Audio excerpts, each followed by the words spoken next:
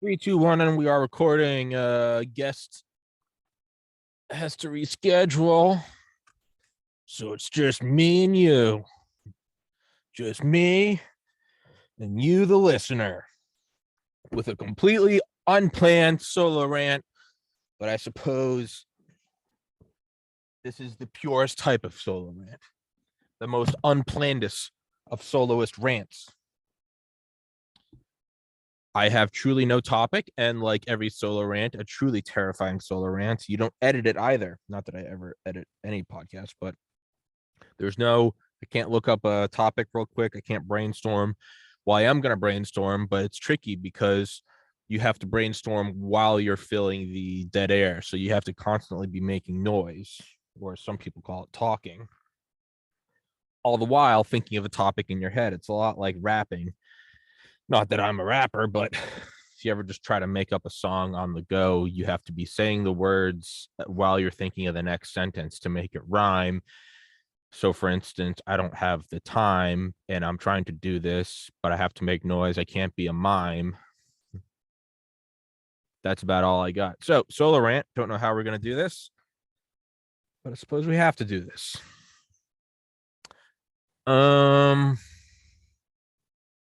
I'm rereading or I'm re-listening to The Generals Have No Clothes by Will Arkin and Base Nation by David Vine. Both are episodes that I've done on this podcast. For anybody listening, you can check them out on. Let me find it right now. Where the fuck? Episode 428 with David Vine for Base Nation, and episode 423 with Will Arkin. The Generals Have No Clothes. The Generals Have No Clothes is kind of it's a different take on Endless War. I actually asked Peter Duke to put that on my recommended reading list that he has on the dukereport.com. It's recommended reading by me, which I believe I gave him 5 books. Gangsters of Capitalism, which is about Smedley Butler's early career. The Plot to Seize the White House, which is about his later career and the business plot. Family of Secrets, which is about the Bush family dynasty, banking, oil, kind of that whole shadowy nexus. What was the other one? Actually, yeah, let's maybe that's what this will be, is try to flesh out what my current model of the world is based on. Gangsters of Capitalism. Let's fucking find it right now. Let's find it right now on the Duke Report. TheDukeReport.com. Books should be on there. Wait, where's Tommy? I'm supposed to be on there somewhere. I don't know where it is. Well, now I'm butchering it. It's The Gangsters of Capitalism, which is about Smedley Butler's early career. It's like late 1800s, early 1900s, all about the use of U.S. military force to serve business interests and to soften up, literally and metaphorically, foreign lands for business interests. And that is by this solo rant's off to a rocky start. No worries, though. We'll get it. It is by Gangsters of Capitalism by Jonathan M. Katz, Katz, if I remember correctly. And then The Plot to Seize the White House by Jules Archer, which is about his kind of the culmination of his career, the apex, what a lot of people know Smedley for. His War is a Racket speech, which was like the OG military industrial complex speech, but it was 27 years before or 28 years before Eisenhower gave his. And it's basically him confirming what Gangsters of Capitalism is about. Gangsters of Capitalism is about, hey, it kind of looks like we're just using naval artillery or naval shelling and Marines to go loosen up these areas for oil and rubber and bananas. And then Plot to Seize the White House is kind of him coming to the realization that it starts at the end of his career. So he's already had this realization. And then Plot to Seize the White House is where he's approached by, I think, some wealthy veterans, and they use veterans because they did like a psychoanalysis of Smedley, and surprise, the most decorated Marine of all time has a soft spot for veterans. And so they use these 2 veterans who are genuine veterans, and they have injuries, but they're snakes They're snakes in the garden, much like Dan Crenshaw. And they come to him and they're like, hey, there are some wealthy benefactors that want you to take the bonus army. The bonus army was a group of like 50 or 100, maybe 500,000 soldiers from World War One, and this is in the year 1933. World War One ended in 1918. They had been promised a bonus, and they hadn't received it. And it had been 15 years. And what a surprise, just as in 1933 as it is now, the U.S. government wasn't taking care of their veterans. Smedley, having a soft spot for them because he went in as an enlisted man and climbed his way through the ranks. He wasn't a politician.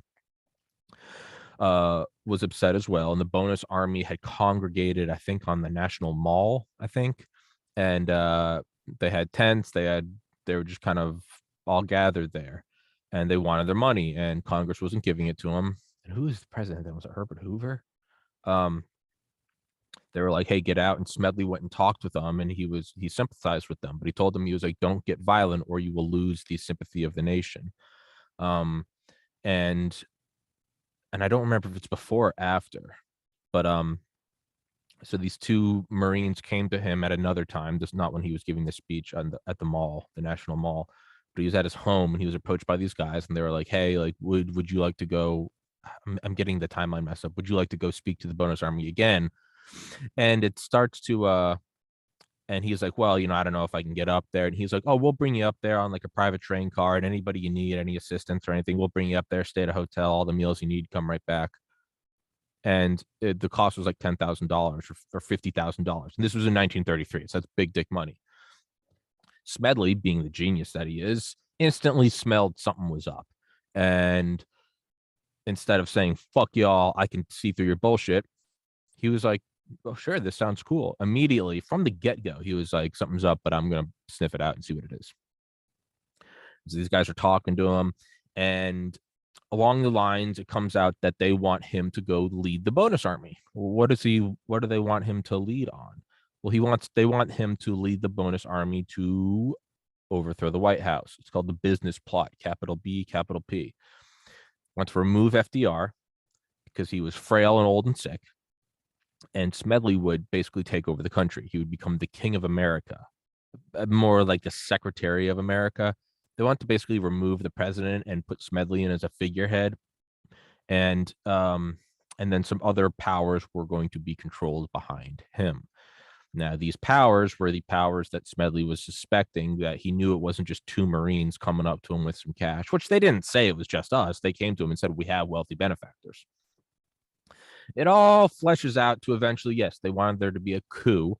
They wanted there to be a coup of the White House, remove FDR. Smedley goes in as a figurehead, and then the big business interests control him behind the scenes. It was, I can't remember who. I think it was the DuPont company. There's some other huge. What was it? There was another DuPont. I think it was a gun company, not Browning.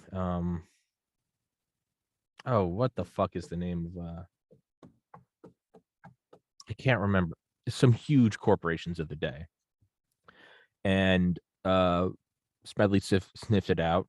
And when he found out about it, he was like, no, I will not do this. And he goes to the House on Un-American Activities, or the Senate Intelligence Committee. And he goes to him and says, hey, I was approached by the wealthiest men in America. They wanted me to overthrow the government with a violent force using actual soldiers from World War One, because the soldiers loved me. He was like the maddest of his day. And the Congress just kind of said, like, yeah, wow, that's crazy.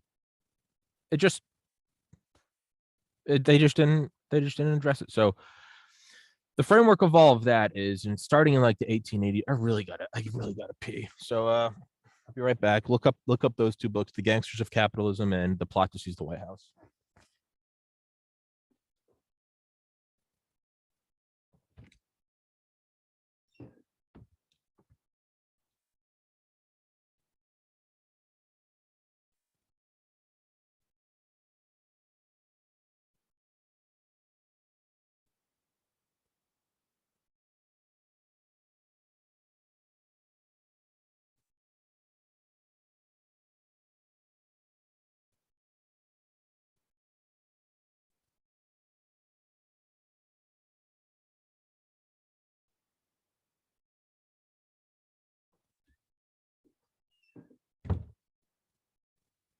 that kind of lays out the foundation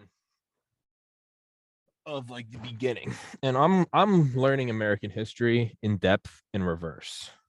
Um, Cold War, going back to um, then going back to World War II.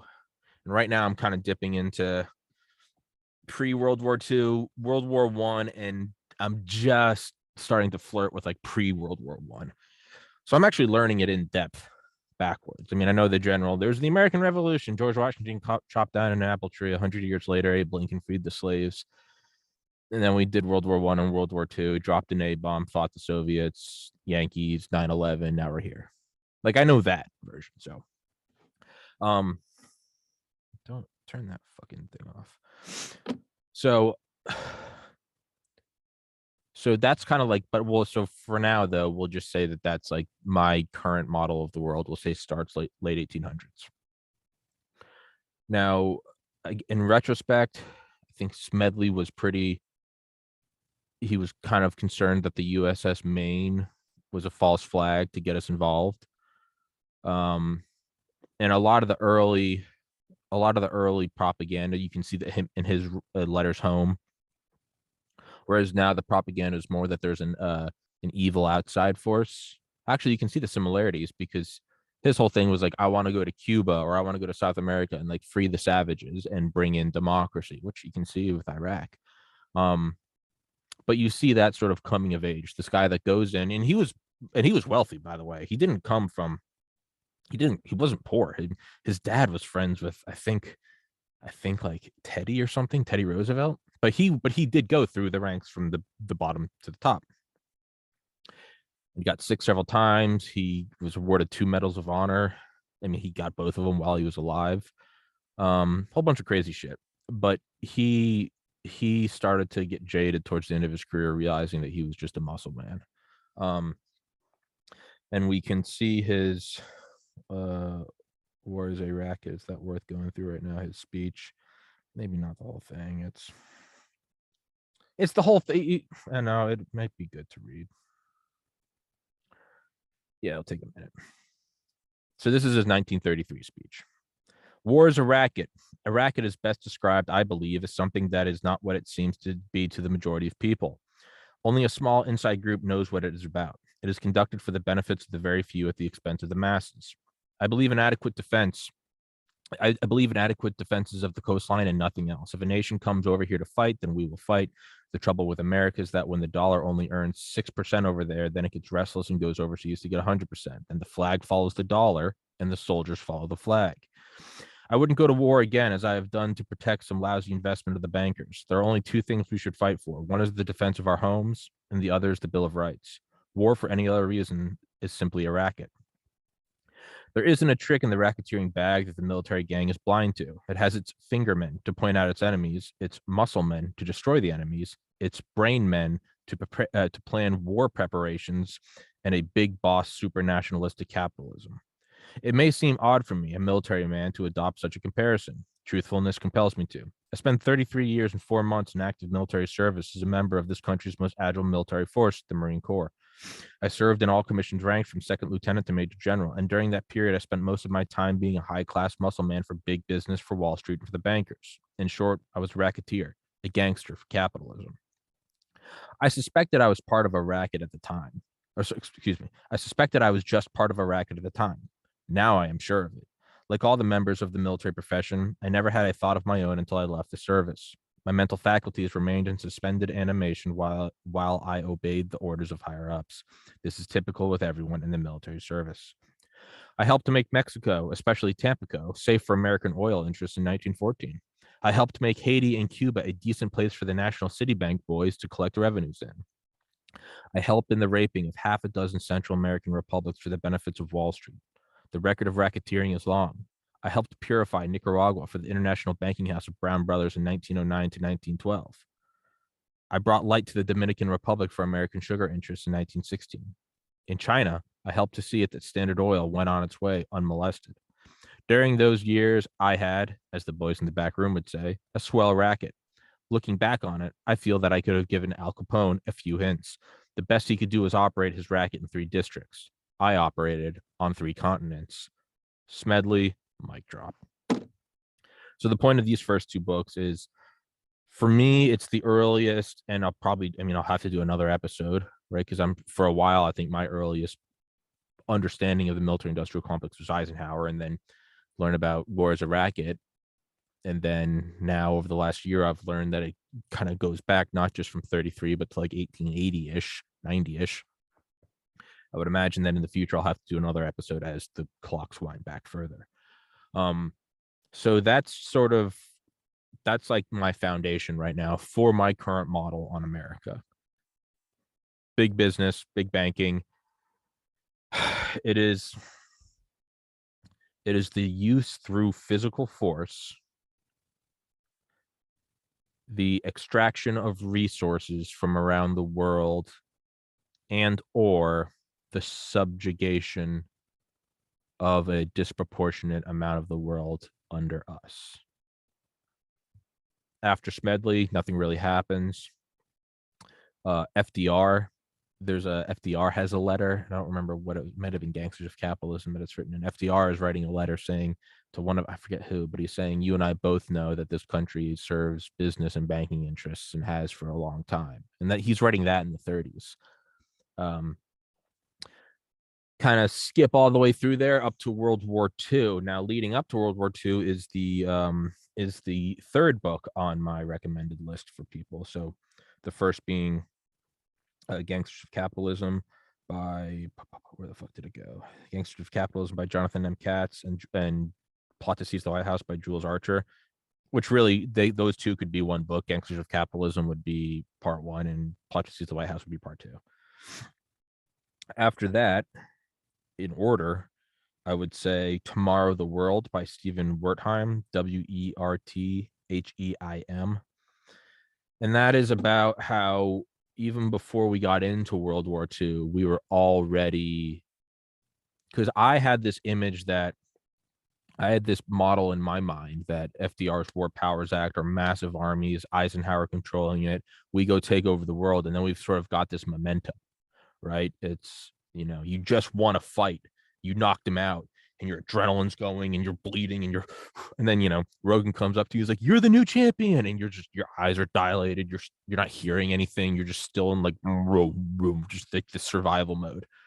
That was always kind of my model of America, is we had just done this thing, we didn't take nearly, it's not even like 10%, I don't think, of the losses that Russia took. No, not even. I think Russia lost like 20 million. How many people did Russia lose in World War II? Russia, World War II casualties.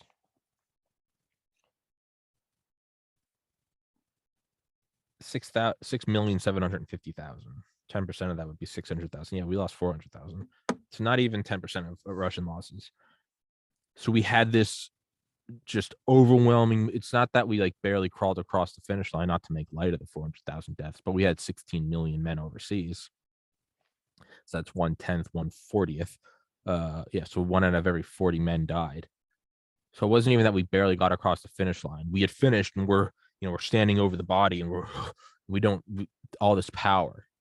And that's kind of, I believe, led to Eisenhower's speech of like, hey, we've got this thing that's not slowing down. This isn't 200 years ago where farmers and blacksmiths could, if they needed to, pick up a musket and fight. It was more advanced than that. Now we had radar, we had submarines, we had aircraft, we had high flying aircraft. They actually had to use oxygen. We have radio, we have tanks, we got to do these artillery tables, which is what the first computers were for. They're actually people. They're called computers because they computed artillery tables where to shoot different winds and stuff. It became this massive machine. And it had this sort of, again, in my mind, this momentum, this hulking monster after a fight, and it didn't know what else to do. So it just keeps going. And maybe that's being too lenient with it. Maybe that's giving it way too much leeway. Oh, it didn't know what to do. Maybe it very well knew what it was doing. With the book by Stephen Wertheim, I kind of get this image of even before we were attacked by Pearl Harbor. Yeah, even attacked by Pearl Harbor.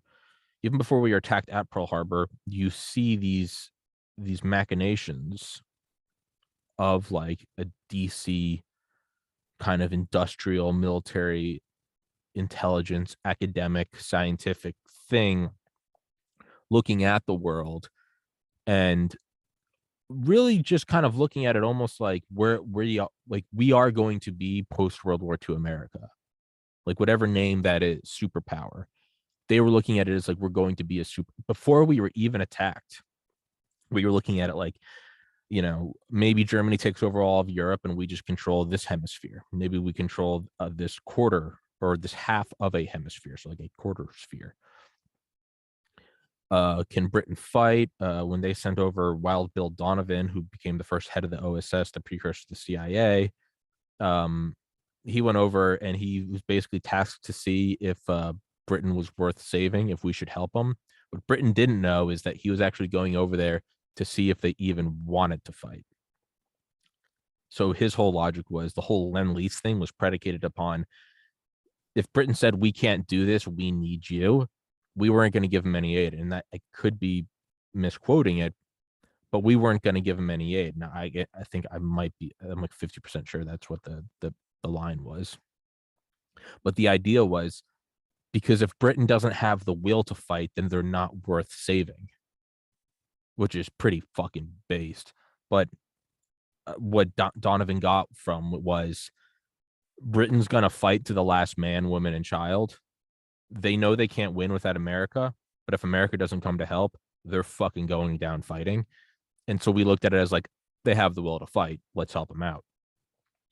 But even then, we really only did it because we thought it was tactically advantageous for us. Now, again, this is all my synopsis of the book. I might be wrong, but it was, okay, we'll help out Britain because that can kind of help buffer us, which is really all an ally is, right? I mean, there's no fucking sunshine and rainbows about it. And then the realization that, well, if Germany expanded so large to take over all of Europe, could we even control our quarter hemisphere? Would they not come and start to control South America? So we actually started like mapping out and doing logistics of like, can we still dominate South America if we give all of Europe to Nazi Germany? It's some cold calculating. That's not even the 100,000 foot view. That's the 100,000 mile view, just top down view of what's going on. And that's pretty hardcore.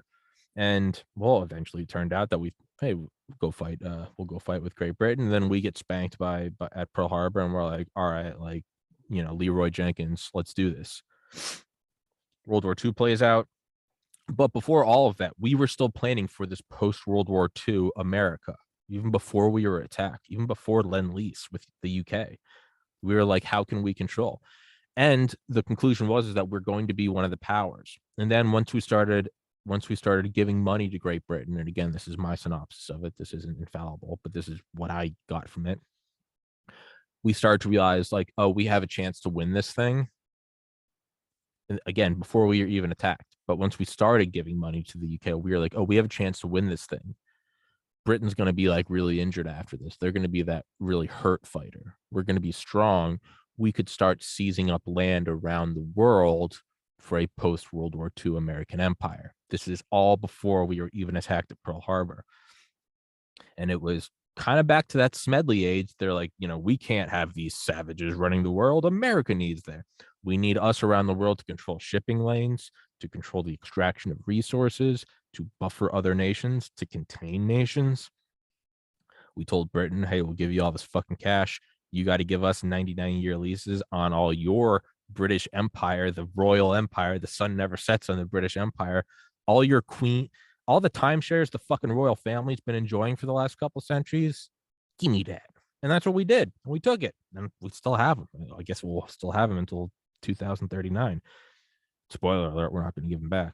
But like, so what Wertheim's book, and the reason why I think it's, I mean, I would recommend every book I've ever listened to, but that doesn't help anybody. So I'm trying to condense it.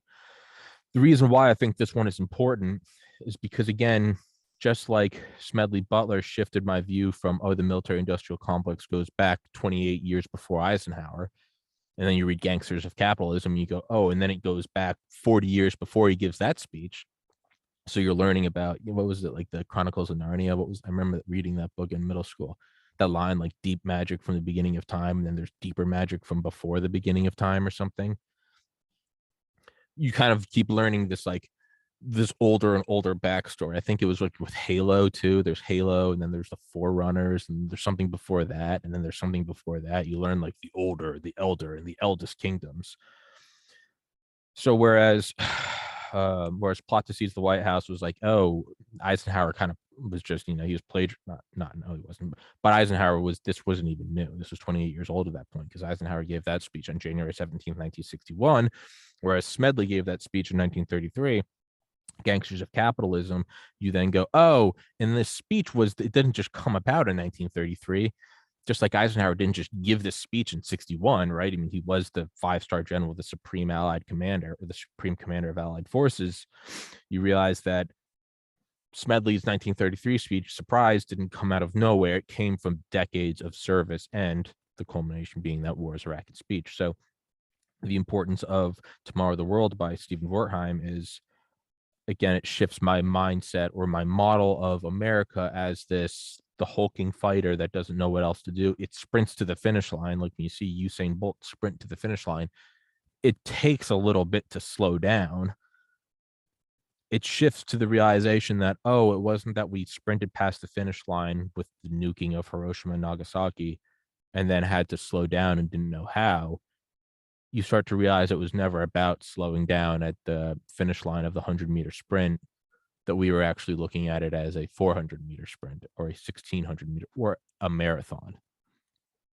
So whereas before this book, I viewed it as, right now we are seeing America still running a marathon. It's like 19 or 20 miles in, but it had started as a 100-meter sprint and it didn't really know how to slow down. That model to me now is not correct. Instead, what it is we were looking at a marathon and we were going to run it regardless. But once we got pulled into World War II, we kicked it off with a sprint as opposed to just a moderate jog, if that makes sense. It was never about sprint to the finish line and oops, we don't know how to slow down. Instead, it was the rest of the world sees a finish line, but we're like, no, we're going to run for 26 miles. Fucking allergies. So that's the importance of that book.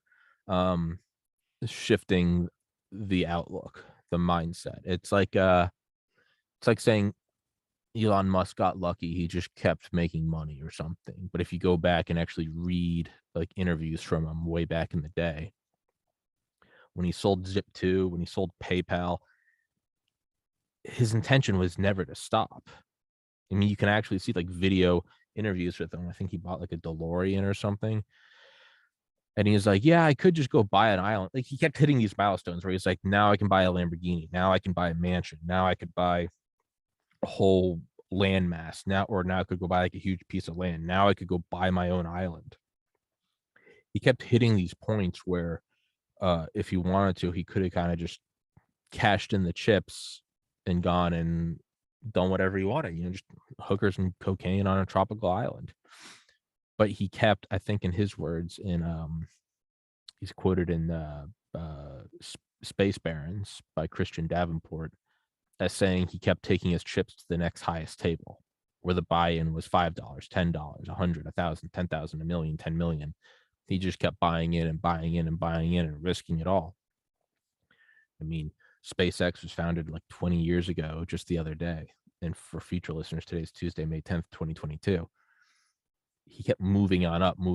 He had these bigger and bigger gambles. And that's the importance of Tomorrow the World for me, is that we were massaging it and looking at it. And by the guys, I mean, early James Jesus Angleton, the Dulles brothers, kind of like some MTV before they were famous, before they kind of got famous through the CIA and all their shady banking practices, is they were kind of writing to FDR beforehand about, hey, like we have to, and this is the other thing. And now I don't know if they are true believers or if it's just propaganda or a mixture of the two. But the general mindset is the chessboard is such that it's been going on from the agricultural revolution to now being like 1939, 1940, that the world is primed for a superpower. Why not us? One, because it's a zero-sum game, which is kind of how I look at it. But then, are they true believers or just propaganda? They looked at it as, why not us? We are the educated, civilized white man. I mean, that's kind of what it was. And we have to go do this. Now, we're also going to make a fucking killing, and we're going to live in the top 1% of recorded human history, but we also have to do it. And so you see this whole thing of like, oh, Elon didn't just accidentally become the richest man in the world and have self-landing rockets because he started PayPal or co-founded PayPal. This was all part of the plan. So that's the importance of that one. Now, the next ones in order. So I'd say Gangsters of Capitalism is your first, and then Plot to Seize the White House would be your second. Tomorrow the World would be your third. Your fourth would be where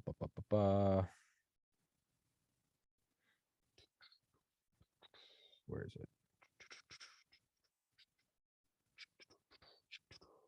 The Devil's Chessboard by David Talbot. Yeah, The Devil's Chessboard by David Talbot, or you could read The Brothers by Stephen Kinzer, Kinzer. They're both about the Dulles brothers. Now it's post-World War II. We've got this fucking machinery in place. Germany's gone. I mean, we have taken Japan from this hyper-masculine nationalistic nation to a bunch of weeboos drawing anime. That's how strong the A-bombs were. We completely cucked them. We didn't just neuter them. We fucking went full plastic surgeon and gave them a pussy. It was insane. Now it's us and Russia. Russia took a whole lot of losses. We didn't take a whole lot of losses. And now we've got this big dick energy. The UK is indebted to us. Europe's indebted to us. Now we have Russia, a perfect new boogeyman. We control everything. We got the majority of the scientists from Germany. We also got the majority of the scientists from Japan's Unit 731, but we won't really talk about that because that's too evil, right? Now it's us versus the Soviets. Cold War, really 47 to 89, 91.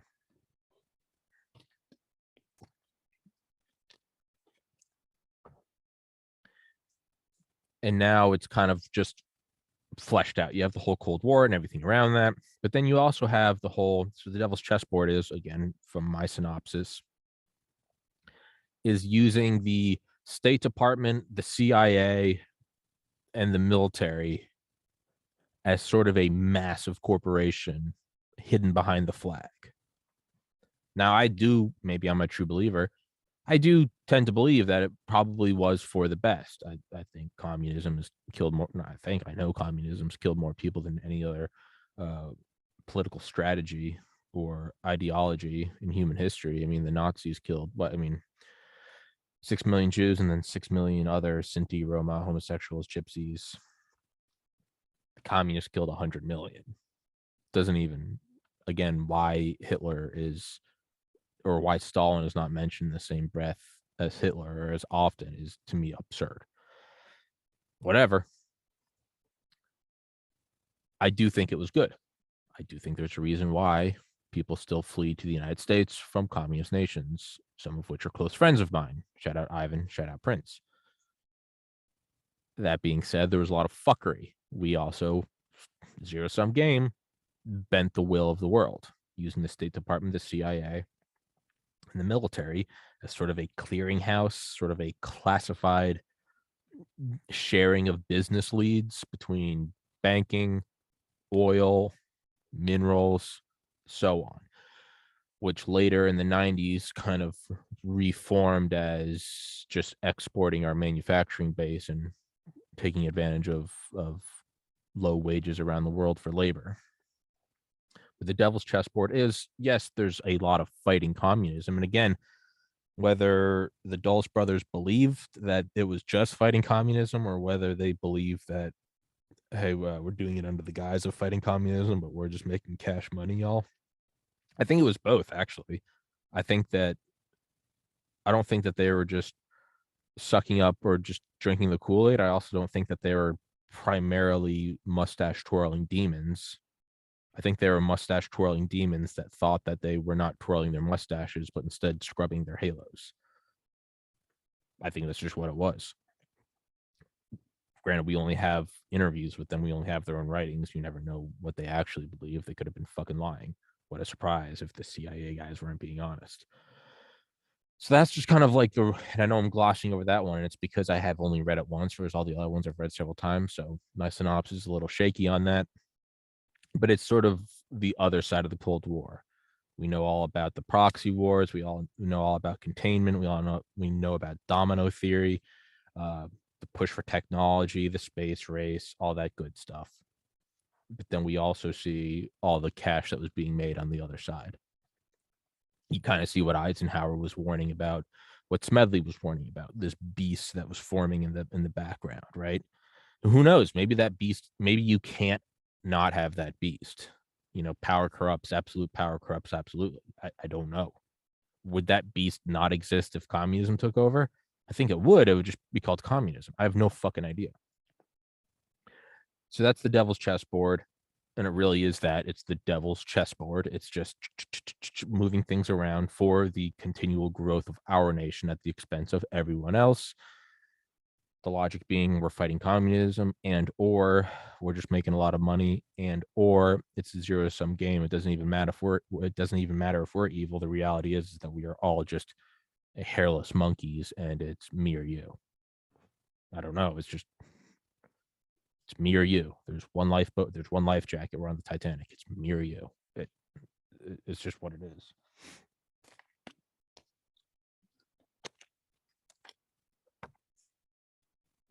Family of Secrets by Russ Baker could just be seen as part 2 of The Devil's Chessboard by David Talbot. Just like The Plot to Seize the White House by Jules Archer could just be part 2 to Gangsters of Capitalism by Jonathan Katz. It's now, instead of the Dulles brothers, it's about the Bush dynasty. It's about Poppy's dad, and GW. The kind of six, and a lot of it's also kind of whack in JFK, which, yes, although important, I'm zooming out, looking at the 100,000-mile view. There's enough books written on that, and if it wasn't JFK, they're going to be whacking someone else. We kill leaders all around the world. The JFK one's huge because it's our own guy, and again, not glossing over it's because I've gone over the topic so many fucking times. It's almost inconsequential compared to what they did to the rest of the world. It's sort of picking up not picking up, but maybe picking up, inheriting, merging, co-opting, improving upon, replacing the whole system set up, or at least discussed in the Devil's Chessboard about the Dulles brothers. Again, that nexus, the CIA, the DOJ, the Department of State, the military, allies, NATO, fighting communism, all the while extracting the physical resources for us at the threat of the barrel of a gun. But now it's just under the bushes, and it comes all the way up, obviously, through whenever the fuck, 2008. Man, Bush really wasn't in office till 2008. 2009, actually. Same thing, oil, banking, the CIA, kind of the shadow hand behind it. Is it an oil rig? Is it a listening platform? Who knows? Are we just granting oil contracts, or is this a way to pay off another nation without overtly giving them foreign aid? Who knows? Again, only listened to that book once, so I don't know it as well. Oh yeah, so those are the 5, right? So Gangsters of Capitalism by Jonathan M. Katz. The next one you need to read in that order is The Plot to Seize the White House by Jules Archer. Next one in order is Tomorrow of the World by Stephen Wertheim. The next one in order is The Devil's Chessboard by David Talbot. The next one in order is Family of Secrets by Russ Baker. Those are the original 5 I talked about with Dr. Malone and Dr. Desmet, as well as mentioning with Peter Duke, who put it on the Duke Report. I have to go pee again.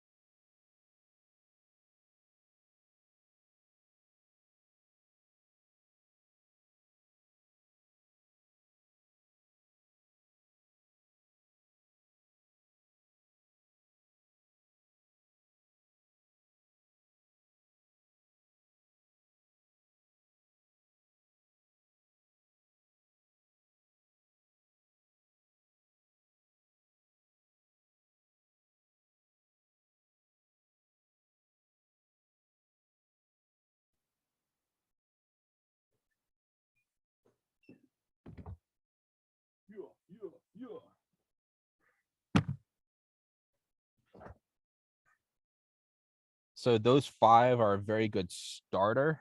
And like I said, it's kind of like you could take like high school biology, and then you could take college biology, and then you could go in and get a biology major, and you can go in and learn more and more and more. Obviously, I think you should read every book, which really is not that hard. If you listen, I listen for an hour a day, and every like 5 minutes I increase the speed by 0.1. So I start at 1.5. I used to start at 1. Start at 1.5, and like every 5 minutes I bump it up 1.6, 1. I mean, when you go slowly, you really can't tell it's speeding up. I normally tap out around 2, just because that's when I stop listening. But if I'm still listening, I'll go all the way up to like 2.5. Can't go after that. It starts to become a blur. You really can't be doing anything else. You got to be like playing video games or playing solitaire. After that, just kind of focusing on like brushing your teeth or tying your shoes. You can't, it blurs by. But if you do that, and I do that 5 days a week, you can knock out an audiobook a week. I started keeping track last August 2021. Right now, I have now just recently I finished my 51st book since I started, I think, on my mom's birthday, August 19th. And I wanted to get to 52 by August 19th, and I think I'm going to hit it by May. That's 50. I mean, you can do a book a year. Some of them are longer and take a couple of weeks. Other ones you knock out in like 2 days. But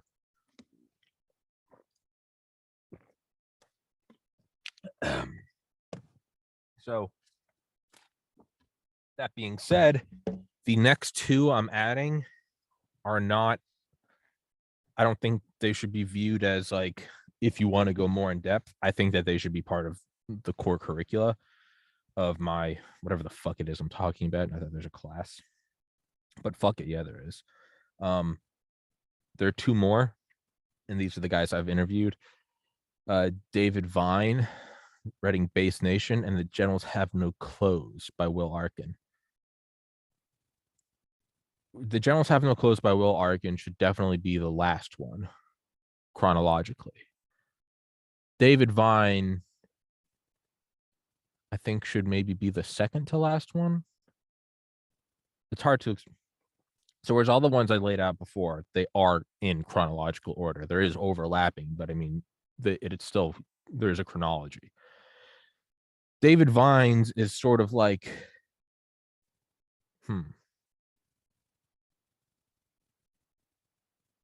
David Vines is like the first episode of a second season, if that makes sense. In Will Arkin's book. So like the first 5 books are episodes 1, 2, 3, 4, and 5 of season 1. Base Nation by David Vine is episode 1 of season 2, in that it recaps all of it and tells you where you are now. Will Arkin's book is episode 2, season 2, and that at a glance it looks at season 1 really quickly, and now moves from here forward. So David Vines is, let's recap the story. And now you understand why the world looks like it does today. And then Will Arkins is, and that's why the world looks like it is today. What is happening moving forward, right? So it's shooting ahead. Or you could say David Vines is this season finale and Will Arkins is like the extra. You get the fuck what I'm saying. So David Vines is kind of all about like the infrastructure itself, base nation. It's not all this abstract war is a racket and we use our power around the world and the white man is bad and the CIA. No, it's like the physical. We signed a contract here. Britain gave us their bases for a 99-year lease. We went to this island. We removed everyone. We shot and burned all the dogs and established a base. There are B-52s that fell off the runway into the ocean, and that's why all the oil is here and it's toxic. This is our area. We're in Japan. We're in Okinawa. This is where we are. This is why we're in wherever the fuck in South America. This is why we have bases. Some of them dress up in like security instead of American military so that it doesn't look like the military. This is why we're in Germany. This is why we're in Norway. This is why we're in Finland. This is why we're in Poland. This is why we're in Kuwait. This is how we do it. Some of it's lend-lease-ish. We'll give you this. You got to let us come in. Some of it's just, do you want to be safe? Let us in. Fuck it. We'll give you some free weapons. You can only buy, we'll give you some free vouchers. The vouchers are only good at America Bucks. Well, here's some America Bucks. You can only buy the stuff at America stores. You can be part of our network. Do you want to have access to the App Store? Cool. You got to get an iPhone. You want these cool F-15s and F-16s and F-35s and M1 Abrams. You want these cool Exocet missiles. I think those are British. You want some Patriot missiles or some THAAD missiles? Fuck yeah, you do. You want some Javelins? Nice. You got to plug into our network. And hey, why don't we make it a little easier? We'll just build a network in your own country. You're under our thumb. And there's a backdoor to all the weapons. And if you ever turn it on us, we'll fucking eviscerate you. But that's in the fine print.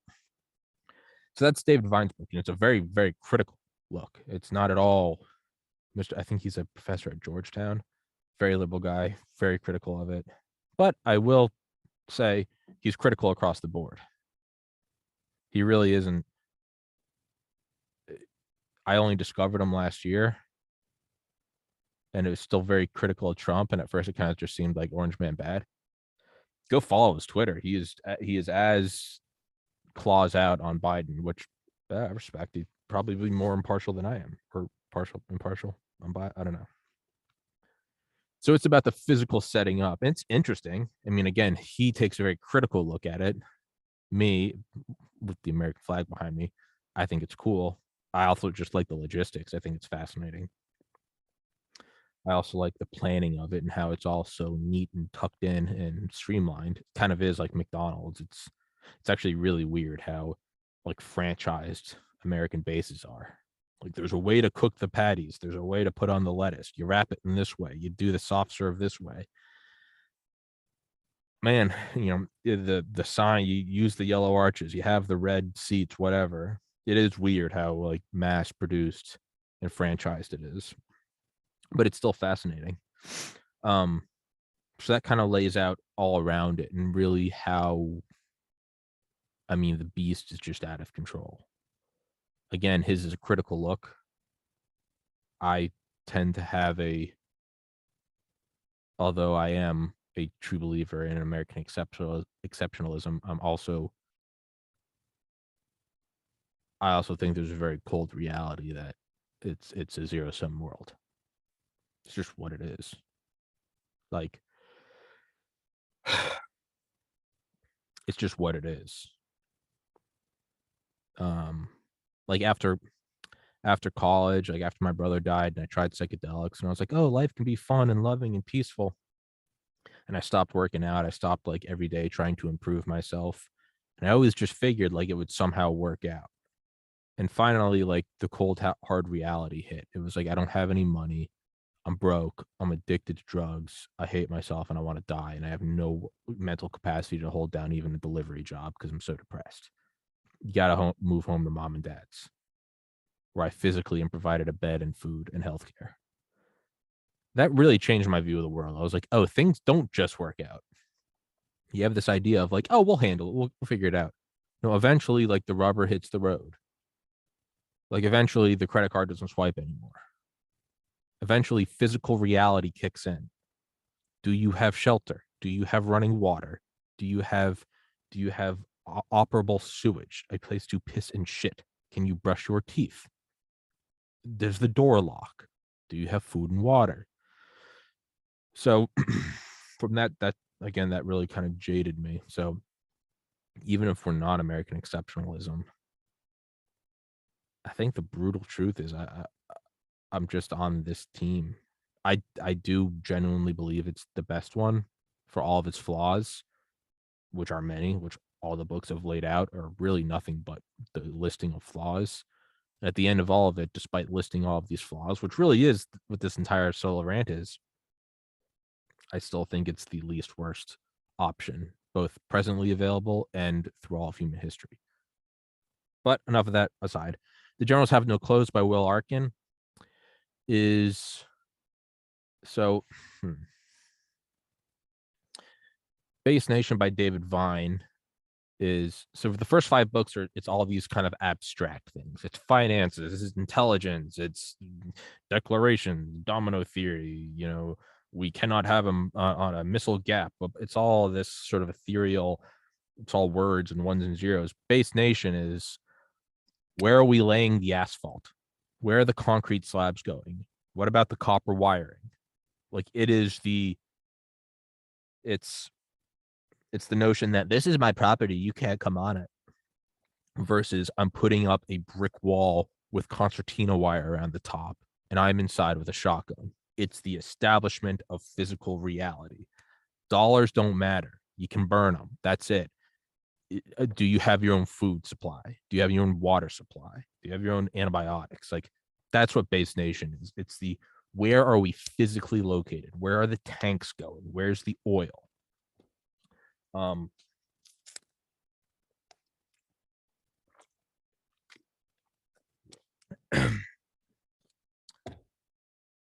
The Generals Have No Clothes. Whoops.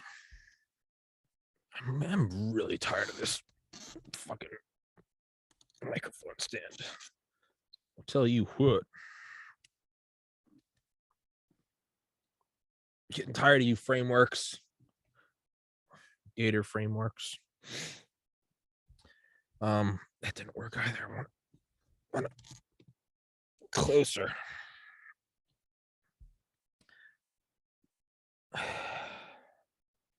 Base Nation is anatomy, and the Generals Have No Clothes is physiology, if that makes sense. Anatomy is, here's the human body, here are the organs, here are the different types of tissues, here are the blood vessels, here are the glands. Here it is. It's a schematic, it's a blueprint. Here's a blueprint of a steam engine. Here are the fucking gears and the grinds and the steam and the pipes. Physiology is you hit play. You see the blood flowing and the blood vessels dilating and the proteins copying and the cells splitting and the food and water coming in and the enzymes splicing and chopping and absorbing and wrapping in fat and delivering and the muscle growing and the excrement and the blah, blah, blah. And then I would say the first 5 books I mentioned are more like, it's like an abstract idea of like evolution, where really all of like evolutionary biology, not genetics. Genetics is more physical reality. How do things move around? But evolutionary biology is very much just equations and shit. It's all, this is the definition of fitness, and this is what it means to be a dominant. This is if you have this many offspring before you die, and your offspring do this, and they replicate in this fashion. It's all really abstract and not concrete, which you have to be, because you're not discussing like the human body or a gorilla's body or a whale's body, but rather the patterns of which multicellular life evolves and replicates, and which ones dominate subsequent generations. So it has to apply to birds and caterpillars and whales and pterodactyls and humans. So that's evolutionary biology. Very abstract ideas and equations.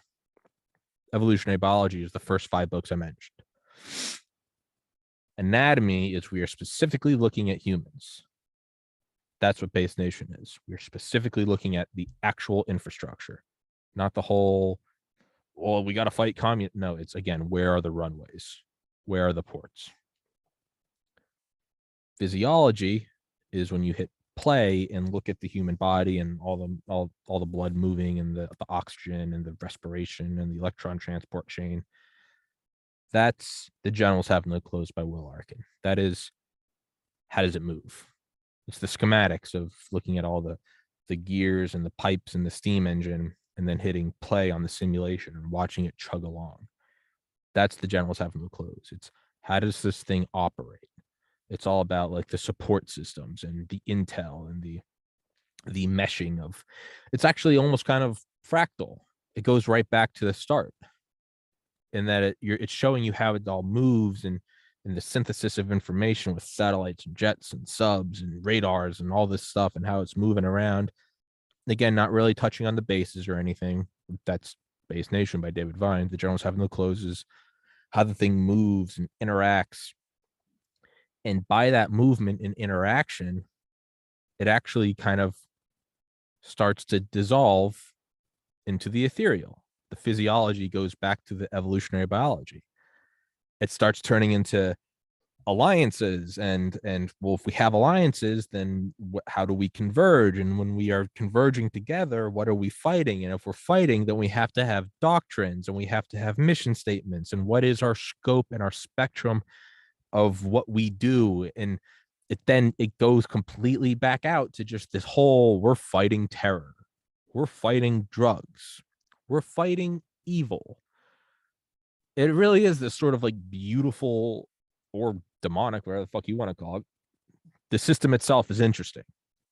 A nuclear bomb is interesting. How matter being compressed can cause that. Now, I mean, what happens is horrific: radiation poisoning and thermal pulse and the shockwave. It's all horrifying. But just abstractly, like, it's fascinating watching the Twin Towers fall. It's absolutely heartbreaking, but it's fascinating. It's fascinating seeing engineering. Maybe not the best example. A plane crash is fast. It just is. It just, you can't, it just is.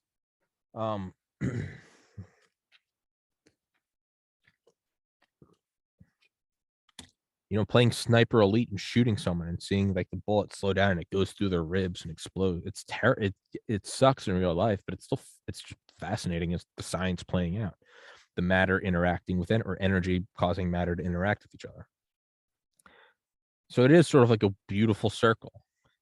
It's all this weird doctrine and ideal from the 40s or the 1880s to it's this doctrine, and it's, we got to do this and we're American empire that, and we got to play it off as altruism and foreign aid, but it's actually imperialism and subjugation by force. And is it a trade agreement, or are we just raping your land of its natural resources in turn so a couple corrupt few in your country can have some bombers? That it's all this weird kind of, it's all, nothing's real. It starts to, and then it solidifies with Base Nation. Here are the bases. This is where we control. This is where our ships made of steel and metal are located. And then that turns into the very, well, how does it operate? And that's Will Arkin's book. How does it operate, and what is it continuing to do, and how is it evolving? And through that evolution and interactivity and synergy, it starts to float away from the ground, and it goes right back to the beginning, where it's all about just broad doctrines. Like the Department of Homeland Security is like, you start with like a very specific, planes were hijacked.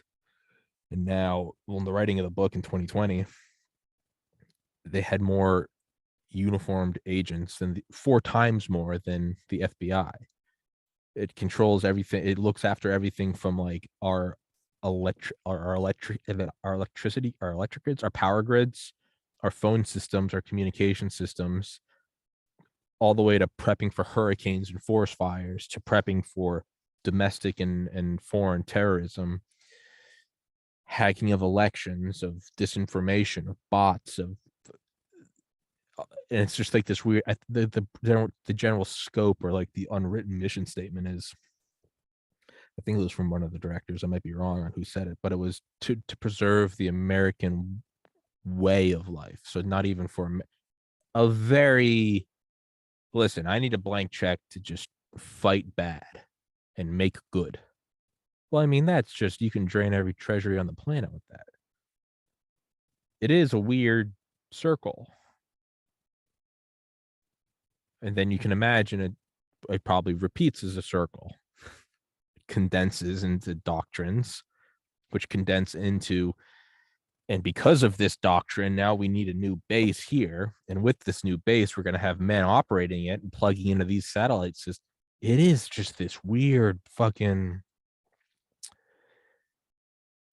It's a solid melting into a liquid, which evaporates into a gas, which sublimates into a solid, which melts into a liquid, which evaporates into a, and it's just this cycle.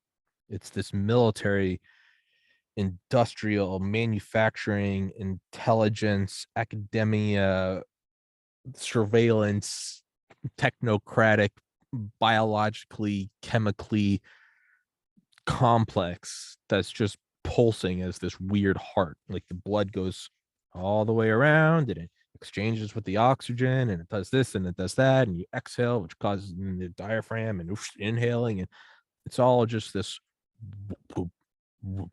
It's like the heartbeat of the world, which I had never thought about until I guess now, like the as this podcast is going. I never noticed those patterns. Yeah, solid melts to the liquid, evaporates to the gas, sublimates to the solid, and it just, which almost feels like a natural phenomenon, man. Because this has been going on since like the 1880s, which again is just my current model.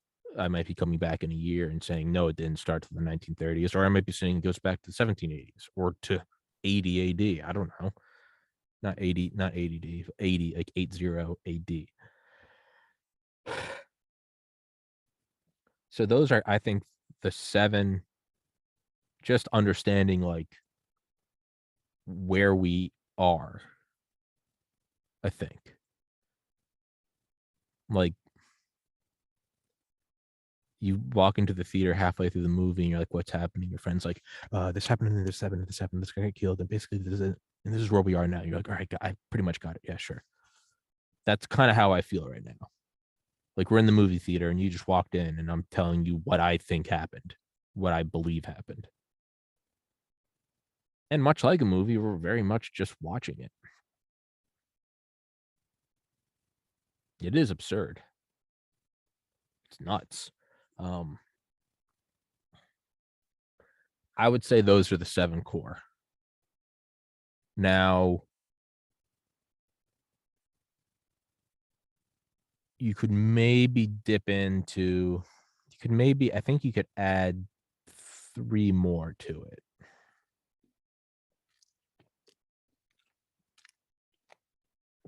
To the core. Now, am I adding 3 more so it's a nice clean 10? Probably. I don't know. I have clinical OCD. Go fuck yourself. But I think we looked at the history. Those are the first 5. We looked at the sort of season recap and where we are now, where's physical reality. So learning about evolution and understanding, oh, that's why I have 5 fingers and 2 eyes. And that's Base Nation by David Vine. And then the Generals Have No Clothes is hitting play and seeing how it's operating now and evolving. So we've looked at the past, we've looked at how it's solidified into now, and now we're looking at how it's operating now and evolving. But we really haven't covered true projection into the future. The Generals Have No Clothes by Will Arkin is like, you're looking at how it's evolving now with some minor extrapolations into how it will look in 6 months or a year. But we didn't look into the past 6 months or a year. We looked 140 years into the past. So I think if we're talking about this as a cyclical thing, it should probably be symmetrical. We should probably look into the future as far as we're looking into the past. So with those, I would say really it all comes down to DARPA, which is just, it's not so much. DARPA is like the future of the future. Like they spearhead things and then hand them off to like black classified programs of the Air Force and the Navy and the Army and the Marines, which are already looking into the future, but they're looking into the future. DARPA is fascinating because it's not just, whereas all the branches of the military and the intelligence agencies are always trying to look into the future. DARPA is fascinating in that it creates the future, if that makes sense. It's like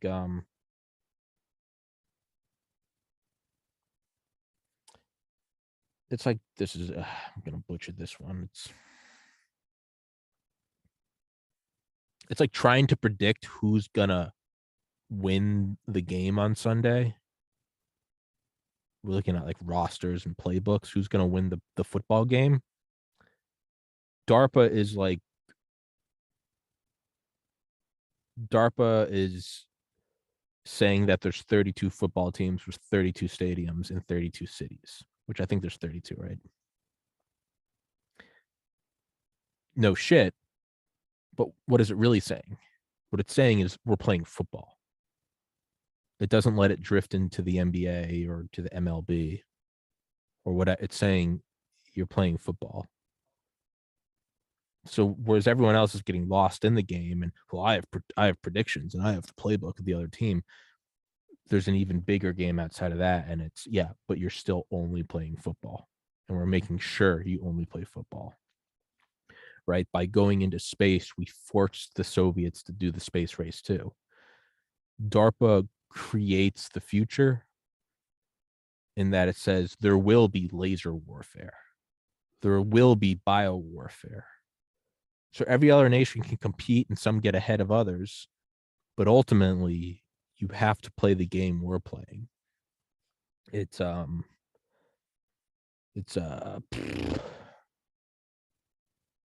seeing who can order the coolest mixed drink at a bar, but I'm in control of like the limo that's taking us from bar to bar. You're ultimately playing in the wake that's being caused by the ship that is me. It's really hard to put into words, which means that I probably don't understand it. It's forcing you to play this thing. We can play all these different video games, but I'm the manufacturer of the PC and the LED screen. Like you are playing within my system. So there can be warring within the game. But ultimately, like we have different stealth fighters. Russia has theirs, China has theirs. But we initiated stealth technology. We have different hypersonic weapons, but we started the hypersonic research with the X-15 60, 70 years ago. You're playing in our game, if that makes sense. It's hard to Apple versus GM versus GE versus Exxon, wildly different corporations making different technologies or the extraction of different resources, but they're all going after that US dollar. The Fed controls the US dollar. You are within our umbrella. The fact that I can't explain it well doesn't mean that it's necessarily a hard thing to explain. It just means that I probably don't understand it well enough. Because if you can't explain it to someone simply, then you don't understand it well enough.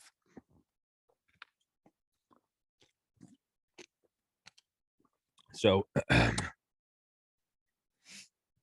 with that, I would say there's 3 DARPA books. I think they all have their own strengths and weaknesses. So I would say The Pentagon's Brain by Annie Jacobson, The Imagineers of War by Sharon Weinberger, Weinberger,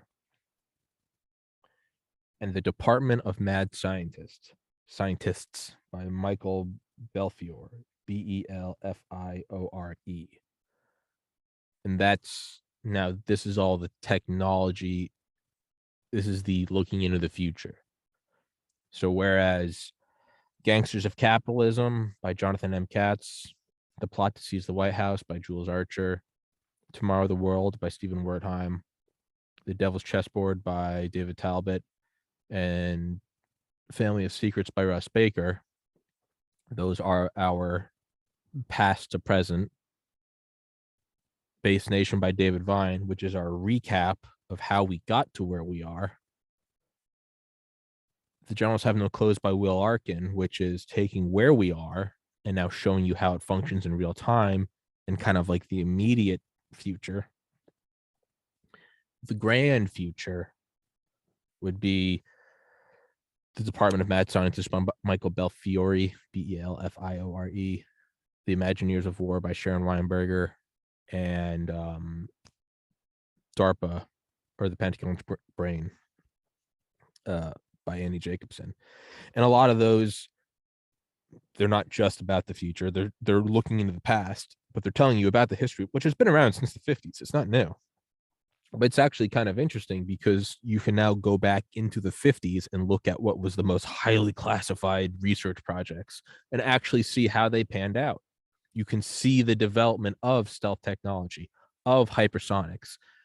Now, with each of those, you can kind of go off, and I wouldn't say that those are recommended readings, but you can kind of learn about those individual things. You can learn about the X-15. You can learn about the F-117 Nighthawk. You can learn about the different missile programs, and you can learn about the space program and all that stuff. But it's all, those are all kind of, again, those are like specializing in one thing. You don't need to learn about them. But you can actually see, it's the proof is in the pudding. It's not an idea of DARPA makes the future. You can actually go back and look at it and say, oh, we had this plan. We got to control the hypersonic regime. We have to control space. We have to control submarines. We have to, and you can actually see how it plays out over the course of the past 70 years. And then with each one, there's this like window shifting. And as it gets closer to the present, you realize you don't get to see the whole window. So like if there's like a 50-year block and you see a program proposed in 1950, you can see it unfold through 60, 70, 80, 90, 100, or 2000. If one was proposed in 1960, you can see you can move that window up through like 2010. If it was proposed in 1970, you can see it move up to 2020. When you get to 1980, all of a sudden you're like, oh, the next 8 years, that's still classified. We won't know till 2030. Well, what about 1990? Well, we won't know about all that one until 2040. What about the year 2000, 2050, 2010, 2060, 2020, 2070, 2022, 2072?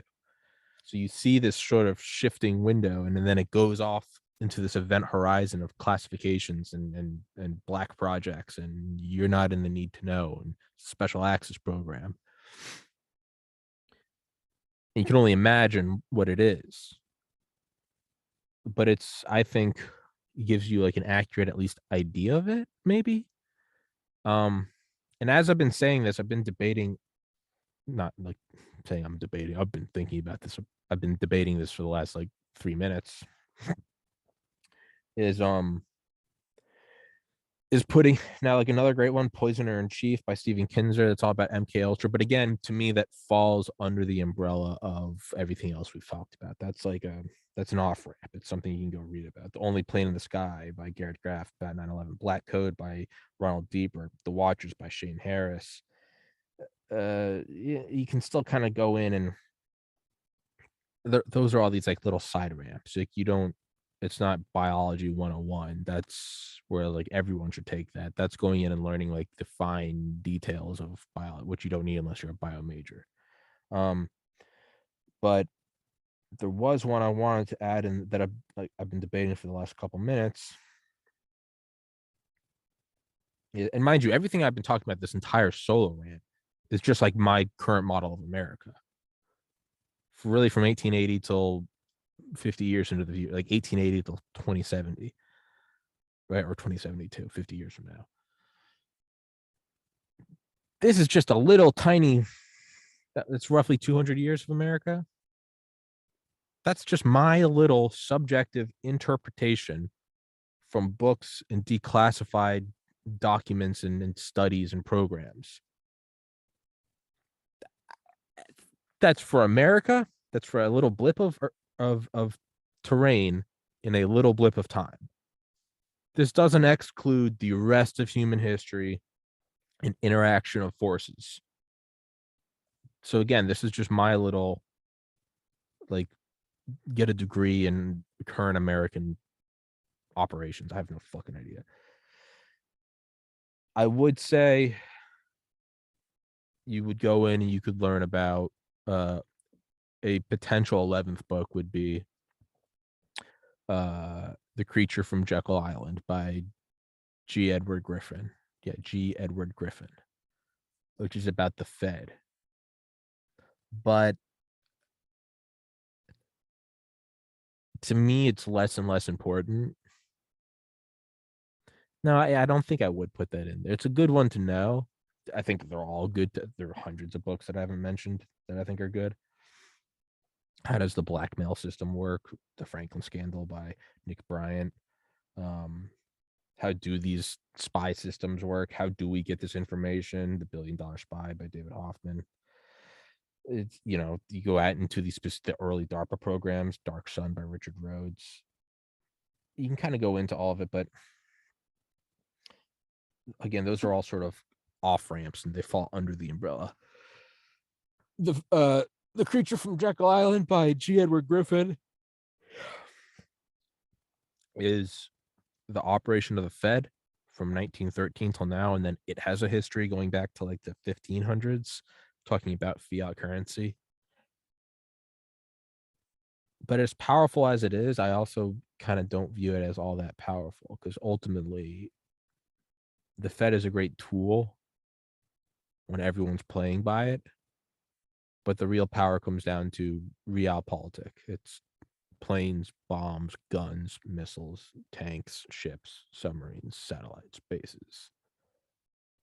Whether we use the US dollar or we use Bitcoin or we use monopoly money or French fries, those are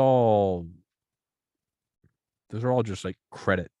Those are all just placeholders for credit. The US dollar isn't backed by gold. It's backed by the US military.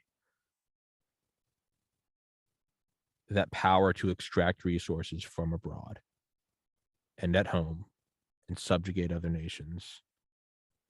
The subjugation of the masses by the minority. That's kind of what I've laid out in this solo rant.